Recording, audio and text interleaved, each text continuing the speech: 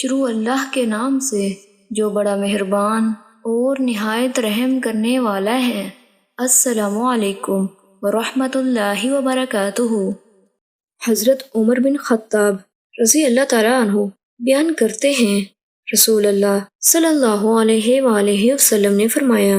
آخری دور میں میری امت کو ان کے بادشاہوں کی طرف سے مصائب و آلام کا سامنا کرنا پڑے گا، اور ان سے صرف وہی شخص بچے گا جو اللہ کے دین کو پہچان کر اپنی زبان، اپنے ہاتھ اور اپنے دل کے ذریعے اس کے خلاف جہاد کرے گا۔ یہ وہ شخص ہے جسے پہلی سعادتیں حاصل ہوں گی، اور وہ شخص جس نے اللہ کے دین کی معرفت حاصل کی اور اس کی تصدیق بھی کی، اور وہ آدمی جس نے اللہ کے دین کو پہچانا لیکن اس کے بیان و تفصیل پر خاموشی اختیار کی۔ اگر اس نے کسی کو اچھا کام کرتے ہوئے دیکھا تو اس پر اس کو پسند کیا، اور اگر کسی کو برا کام کرتے ہوئے دیکھا تو اس پر اس سے ناراض ہوا، یہ شخص اپنی مخفی پسند ناپسند پر کامیاب ہو گیا۔